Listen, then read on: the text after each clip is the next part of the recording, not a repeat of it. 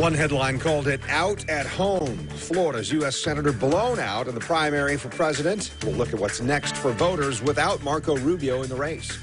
Plus, a Rubio supporter excited about the future and football. If we were to do a comparison of rivalry games, we have a good deal here. This was a win for the city, this was a win for the taxpayer, and it was a win for both schools. Lenny Curry on the Florida-Georgia game, on pension reform, and on his endorsement on This Week in Jacksonville. And good morning. Those stories ahead. First, we're joined by State Attorney Angela Corey and Assistant State Attorney Rich Manti. And our purpose here kind of concerns some of the cases that have been in the news, if you will. But specifically, we're going to talk a little bit about concerns that there's a protest that may be planned tomorrow morning, Monday, and some complaints leveled at your office in the case of Ruben Ebron. So Ebron accused and then pleading guilty in events surrounding the death of Lonzie Barton last summer. So, Angela Corey, some of the critics seem to feel like Lonzie's mother, Lana, and Ruben Ebron were treated differently in this case. Is that your perception, or how would you respond to that? Well, often in our baby cases, the biological parent and the person who inflicts injury on the child, or both of them, have relative levels of culpability. We can only prove what the facts and the law allow us to prove. So while people may feel that we should have been able to prove more, and while they may feel that they should have gotten similar sentences, our laws are not set up that way. We are bound by the rules of evidence, and we can only present the facts as we can find them through our investigation with the sheriff's office. Rich Manti, lead prosecutor on this. So one of the accusations there by Wanda Ebron is that she felt like the color of her son's skin is the reason that the outcome is a little different for him versus Lana Barton. You know, the only person that I worried about in this case was the child who should be with us still. And the color of anybody really is irrelevant to this prosecution or any prosecution as it relates to you've got a dead child. There's nothing that outweighs that. There is no color that affects that. There's a dead baby. As far as Mrs. Ebron's specific accusations, these aren't new. She's actually been making that same accusation pretty much since day one in this case when the charges were identical. She went to a local newspaper and accused the sheriff's office of having, quote, a plot to kill her son. This has been something she's been riding for a long time, and that's nothing new from her. As it relates to the specific allegations she's making in this case, it's important to remember that up until the day Ruben Ebron pled guilty, he was charged with the exact same things that Lana Barton was as it relates to the death of Lonzie. He admitted that he had more involvement in it than the evidence had up to that point allowed us to charge. She has a very different version of events, and he could be a witness against her. She could be a witness against him, and in fact was a witness against him, turned on him first. But the bottom line is, when you've got two people telling diametrically opposed versions of the same events, and you're asking someone to go before a jury beyond a reasonable doubt to establish which of those two would be telling the truth, that is the reason that, at least as of this point, additional charges have not been brought against Lana Barton. The only witness to those charges, as of right now, is Ruben Ebron, who just pled guilty not only to the aggravated manslaughter, but to lying to the police the whole time. Right. And from the discovery that came out, from what we saw, it seemed like that was part of the trouble for law enforcement, and from probably a prosecutor's standpoint, is who's telling the truth, because we have different stories. And it's entirely possible that neither one of them is telling the whole truth yet. The whole thing is you have to be guided by what the actual evidence shows you. And fortunately, in this case, everybody knows, although we don't have the autopsy completed yet, that the cause of death is undetermined. No one can actually tell exactly. And so therefore, while Mr. Ebron's version of events is consistent with the known evidence, actually Ms. Barton's is also consistent with the known evidence. And I'll further point out, one of those two people has an alibi for most of that particular evening and didn't go off the grid and disappear from cell phone surveillance and things like that. Ms. Barton, everybody knows where she was and what she was doing. Yes, sir. And Kent, the problem with these cases, and we tried a case not long before this case where we were able to get a conviction on a life felony, but it was a he said, she said. The proof was difficult, but we were able, in a case with this baby, Eddie, and we had to we had to do a long, thorough investigation before we could even bring charges against the mother's boyfriend. And we put it in front of a jury, and that jury found him guilty, and he was sentenced to life. So these cases run the gamut, and our baby cases are our most difficult. This one has gotten a lot more attention, but we've been living with the difficulties of these cases my entire career. We'll never stop fighting for justice, but it is ludicrous for anyone to believe that in an office where on the same day we had a man and the stepmother of a child convicted of different charges for the same infliction of pain on a 4-year-old, and they will get different sentences, but they will both be very long sentences, that this office would shirk our duty on this precious child, Lonzie. And there was no allegation of race being a factor in any of that in that other case? Never. Never. I understand that people get upset because a lot of people believe that Ms. Barton was more involved, and it may be accurate, but two things that I wish that everybody would keep in mind. And number one, although Florida has a very broad public records law and a lot of the evidence is out there, there's a fair amount of it. Not everything, huh? There's a fair amount of it that isn't and can't be. And then secondly, like I said, when all you have really that has changed between them is Mr. Ebron's statement, it is very difficult to ask a jury to rely solely on the word of Reuben Ebron to convict Lana Barton of her involvement. However much you may dislike her, I'm bound by the evidence. I don't have the luxury of prosecuting based on my feels. Yeah, you got to keep the emotions out and go with facts, I would suppose. If you don't, you're doing a disservice to Lonzie and your victims. You're not, if you can't bring some objectivity to a prosecution and leave things like race and emotion and things, you have to a degree, divorce yourself from that. I have to change topics just a little bit. This week, Michael Dunn's defense attorneys filed an appeal in his case. Michael Dunn is the man who was convicted of killing 17-year-old Jordan Davis a few years ago. So what's your response to that? Is this just, hey, part of the process? He's got the right to appeal? Absolutely, Kent. And every defendant, after being convicted or pleading guilty, is told they have the right to appeal unless they waive that right. That appeal is in the hands of our Attorney General. Pam Bondi's office handles our appeals. We have consulted with them. We're comfortable that Judge Healy made good rulings. There is always a possibility that a jury instruction could change or that there could be an issue. We've even had cases reversed where there was a comma in the wrong place, but we're confident that we did everything we could to assure that this was a fair trial for Michael Dunn, the first trial and the second trial. Well, as I look through just some of the appeal brief filed in the state court, I don't see anything that says the state attorney's office did this wrong. There was one section that talked about prosecution improperly asked the jury to send a message to the community. Is that accurate?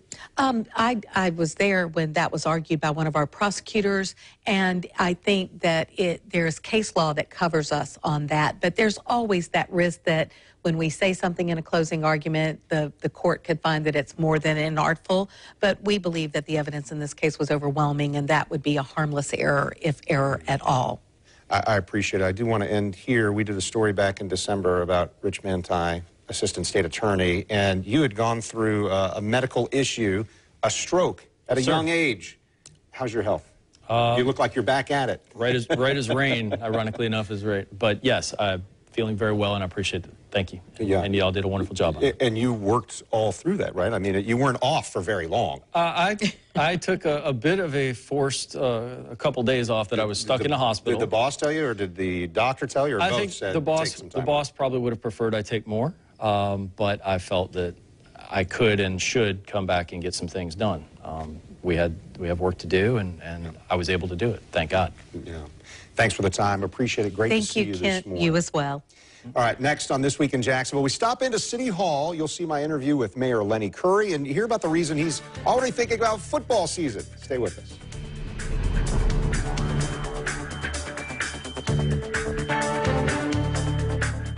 What's the most awarded car company of the year? Ranking from top to bottom. Luxury cars seem like they would be top awarded. Better be some awards behind what you're paying for, right? The final answer? Chevy. The most awarded car company 2 years in a row. Wow, it's like a luxury car. I was shocked. I mean, it's like, this is Chevy? Current qualified GM lessees can get a sign-and-drive lease on this Chevy Cruze Limited for around $179 per month. See your Southern Chevy dealers. Make tomorrow awesome with Xfinity TV from Comcast. Right now, you can get Xfinity TV for just $19.99 a month for 12 months with Xfinity On Demand included. Call 1-800-566-8080 today. Xfinity On Demand delivers thousands of hit shows, top movies, and more at no additional cost, so you can catch up on the latest episodes of TV's hottest shows anytime, anywhere. Switch to Xfinity TV for just $19.99 a month for 12 months with Xfinity On Demand included. Plus, ask how you can add HBO, Showtime, or Stars and enjoy award-winning TV shows and movies at home and on the go. There's no term contract and no early termination fee. Plus, it's all backed by our 30-day money-back Comcast customer guarantee, so it's risk-free. Tomorrow could be awesome if you call today. Call 1-800-566-8080. That's 1-800-566-8080. Xfinity, the future of awesome. And at Progressive, we let you compare our Progressive Direct rate. Great deals for reals. And our competitors' rates side by side, so you know you're getting a great deal. Saving the moolah. As you can see, sometimes Progressive isn't the lowest. Not always the lowest. Jamie, what are you doing? I'm being your hype man. Maybe said I was going to be the hype man. Nobody said we wouldn't do it. I'm sorry, we were talking about savings. I liked his way. Cha-ching! Talking about getting that money. Talking about getting that money. Savings worth the hype. Now that's Progressive. We can't save too much money because we are in debt. Working with somebody at the bank is different. I don't really know what they can help us with.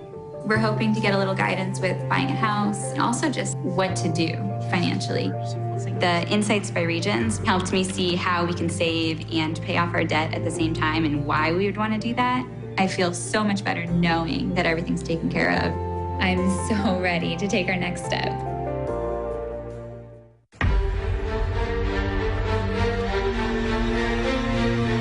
Channel 4 has a long history of investigative reporting. Is that kind of reporting important to you? Why are I-Team investigations so important? We need a voice. We could get the answers for you. And News for Jax does a great job exposing what's happening in the community. So when News for Jax digs into that, We're not keeping anything back. You guys being like in the action. you're that voice for those people who don't have a voice. You're watching This Week in Jacksonville with Kent Justice.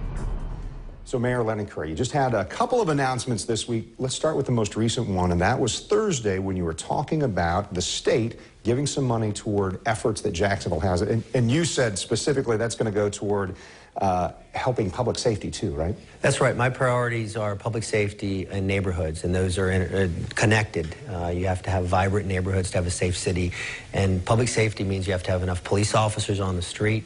And you also have to make sure that you are investing in at-risk youth, that you are creating opportunities and jobs for people. The city of Jacksonville has not been represented over in Tallahassee, the city of itself, for a number of years. They haven't brought home any dollars back home to our home here. About 6 years, is that right? Yeah, about 6 years. This year, we got about $1.8 million the city did that are aligned with my priorities. To the taxpayer, that means their tax dollars are coming back home for the priorities that I've laid out, that I talk to people about every day, public safety and neighborhoods. You know, one of the things I saw in the budget that Governor Scott said he's not going to fund is the Mayport River Ferry. Is that something that comes back to the city then to try and figure out how to maintain that and help that? Yeah, I mean, the ferry is a city issue, and I'll work with members of council and constituents in that area, in that arena.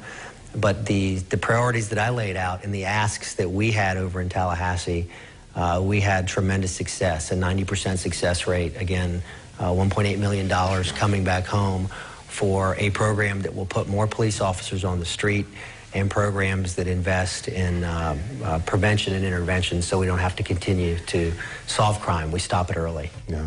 One of the things that the city sometimes uses more officers for is this big weekend, end of October or beginning of November. Florida, Georgia, you announced that there's been an extension to that agreement. I also heard that there might be some more money laid out for the teams that are going to participate. How does it make sense? It seems like it probably does for all the revenue that it brings in for the city, right? Yeah, well, so as the mayor of the entire city and one that cares about both universities, I'll say Georgia, Florida, and Florida, Georgia. Even though you're a Florida grad. I'm a Florida grad. But look, this football game is a part of the culture and the fabric of the city of Jacksonville. And we just negotiated an extension of that contract that was set to expire after this football game. We got a 5-year extension, an extension that we will, by the way, get to renegotiate in 2 more years, so that'll give us some certainty. When I took office July 1, there was uncertainty around the contract because it had not been negotiated or extended, and we were in the last year of the agreement. I was elected on May 19th, sworn in on July 1. I'll tell you, in that interim period, so again, elected May 19th, on May 20th, I called the athletic directors of the University of Florida and the University of Georgia.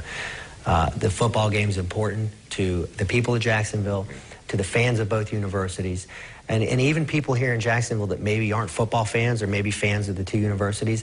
They've experienced this at some level over the years. And it is an experience that brings some tourism and brings some interest to our downtown area. Yeah, $35 million economic impact, a $2 million increase in economic impact this last football game over the previous year, so it continues to be an economic driver. Let's talk just a little bit about one of the problems you said would be a focus for you in your first year, and that's solving the pension crisis. That's something that's been happening in Tallahassee also. So tell me where we stand now, because as of the moment we're speaking, we're still waiting for Governor Scott to put a signature on that. That's right. So let me give some context for your viewers. We have a $1 billion operating budget to provide the services that people expect: police officers, infrastructure, roads, parks, etc. Out of that $1 billion budget, we're spending about $270 million plus a year on pension liabilities. That's $270 million a year of taxpayer dollars that your viewers are paying in taxes every year that are going to pension liabilities versus the services and the needs that they have. I'm asking that we be able to take the Better Jacksonville Plan half-cent sales tax that expires in 2030, extend it beyond 2030, and use those dollars to fund the pension liability, which means the tax dollars that your viewers put in every year to the city will now be able to use for their needs and their services, hiring more police officers, making sure our roads are maintained, making sure that our river's clean. All right. You feel pretty hopeful that that's going to happen with Governor Scott? I feel good about where we are. In order to extend this tax, we have to get it through. We had to get it through the House. We had to get it through the Senate. Those were heavy lifts, but we got it done. We're awaiting the governor's signature. The governor and I speak regularly. Our priorities are aligned.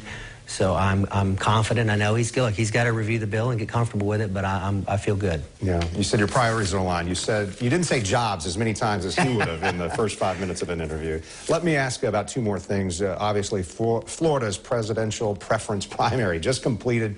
Marco Rubio is somebody who supported you in your campaign, and you offered him some support as well. He's not in the race any longer.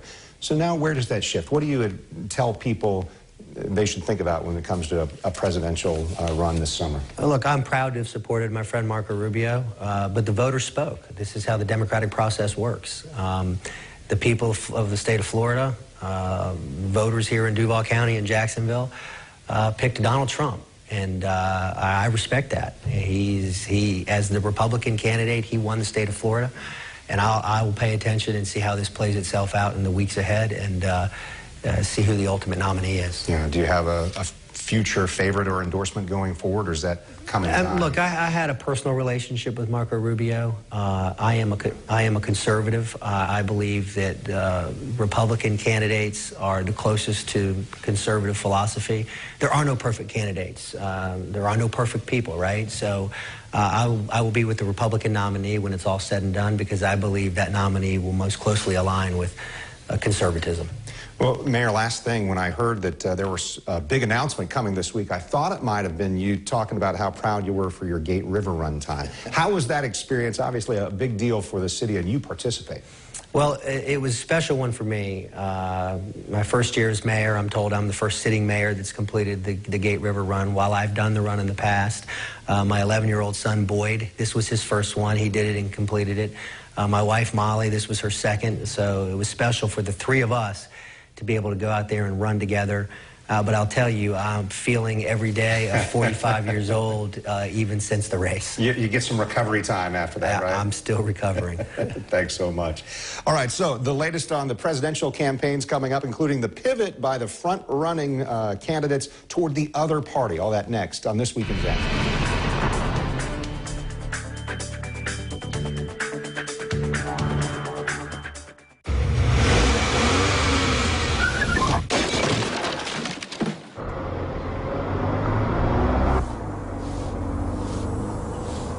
It's complicated.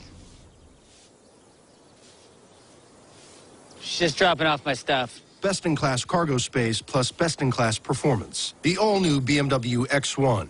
Visit Tom Bush BMW in Jacksonville and Orange Park today for exceptional offers.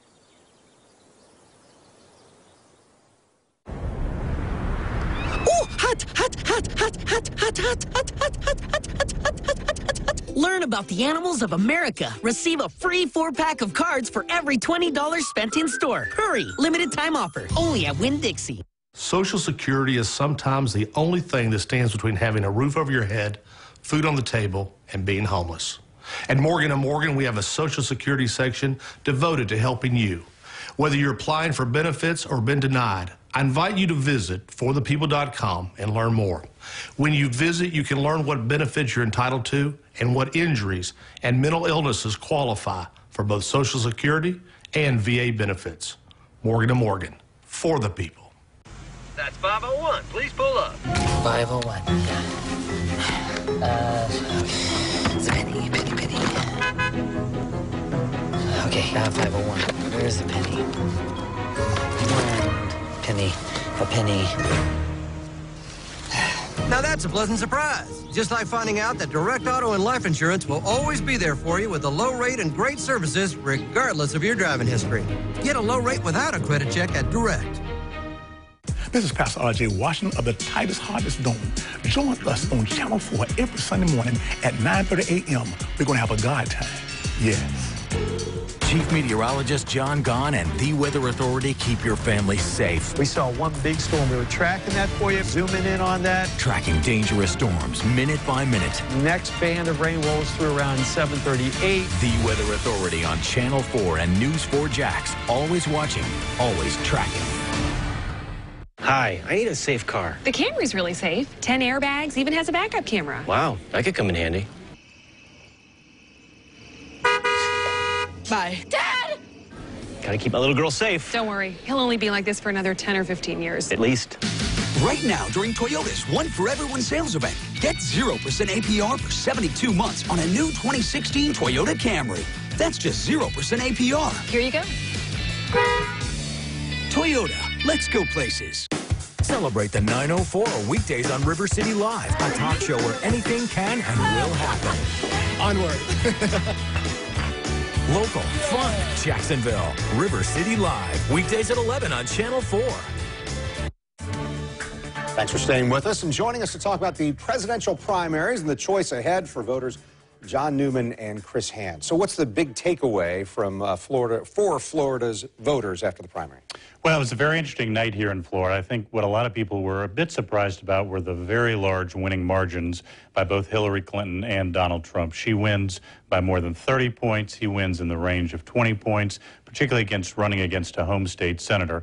What that's done is begin to make voters think about what a general election could look like. Both of them are now the presumptive favorites, front runners to win their respective parties' nominations. So Florida may, again, have been a bellwether that gave the nation its best look at what the November general election is going to look like. And John, I hear those two front-running candidates starting to turn away from their party and toward each other now, right? Yeah, they're beginning to pivot towards the general election, and certainly the pathways have gotten much narrower for those who are opposing them for the nominations, absolutely. In Florida, taking a look particularly on the Republican side, almost every county except for Dade County went to Donald Trump. That's pretty powerful. So I want to talk a little bit about the psychology for voters here. Lower enthusiasm, at least in the primary for Democrats, based on the turnout. Does that reflect Hillary Clinton is not the brand new face? She's not the first-time candidate, that she did this about, 8 years ago? Ken, I think it reflects the nature of this election season. Let's be honest. The Democratic primary has been conducted at a much lower key and volume than the Republican primary has been. That naturally is going to draw out more interest on the Republican side. I think there's always a little bit less turnout also when you have an incumbent president of your own party, particularly if Mr. Trump is the nominee. I don't think there's going to be any challenge for Democrats to turn out voters in November, given some of the things that have occurred during the sort of Republican primary season. Yeah, John? Certainly, the dynamics are different. All of the oxygen was taken out for a woman president in terms of its historical nuance in 2008. And so it's almost doing a start over, trying to get the enthusiasm back. That enthusiasm is basically gone. It's referenced particularly with millennial women who are not excited at all about a Hillary Clinton presidency in terms of gender. They want something deeper than that. There are a lot of people who are talking, they're not excited at all about Donald Trump as a potential president. We've never, I don't know, maybe we have, but I don't remember seeing a candidate who is so, and I told you I was going to search for adjectives here, so divisive, or controversial, or whatever those would be. He has changed this, hasn't he? Well, it's the ultimate spectacle candidacy. I sort of think of Donald Trump as the Las Vegas of presidential candidates. A lot of bright lights, a lot of sound, a lot of action that inevitably sort of draws people in. I don't think we've ever seen a candidacy that's been successful like this. There have certainly been candidates in the past who have taken this approach, but none who have managed to put themselves in a position to win a major party nomination. That's what's so unique about this year. And I heard someone this week say, yeah, but even if he's the nominee for he's unelectable. And I said, well, he's proving you and everybody else wrong so far because he keeps winning in these primaries. Maybe last thing, during our election coverage, John, you told us, hey, this is a blessing for the Republican Party. So maybe expand on that. And the conversations that conservatives are probably going to have along the way if Donald Trump becomes the nominee about, well, do I support him when he may not reflect my values for class or poise or morals? Well, I think for one thing, Kent, you have a lot that's going on psychologically with the body politic. Certainly people who are looking towards Trump are angry because of the things that have happened, they feel, in their lives, and then they've projected some of that blame onto, unfortunately, others, whether that's Muslims, whether that's immigrants. He's speaking the things that they're angry about. And just because they're angry about it and just because those things are on their minds and he voices them doesn't mean that they're right. And I think that it could be a blessing to the Republican Party in that they have an opportunity to redefine whom they are. Most Americans are in between the 30-yard lines, not in the end zones. And so if the Republican Party could actually come more towards where we all are, then African Americans have choice. Instead of just going with the Democratic Party in the majority, we can begin to look at other options. Psychologically, it's critical that they do that, but are they willing to pay the price? Because it probably will cost them an election to do that. Yeah. Chris Hand, 20 seconds or less. Is the Democratic Party going to get some of those conservatives who say, I won't support Donald Trump? Well, I think it's a win for them that they either get them or they don't vote. But I think Republican leaders are learning an important lesson right now, which is the best time to put out a fire is before it even starts. And the second best time is when it's just a spark. By the time it becomes a firestorm, it's very, very hard to extinguish that blaze. Chris and John, I appreciate your time very much. And thanks for joining us on This Week in Jacksonville. We are each Sunday morning at this time.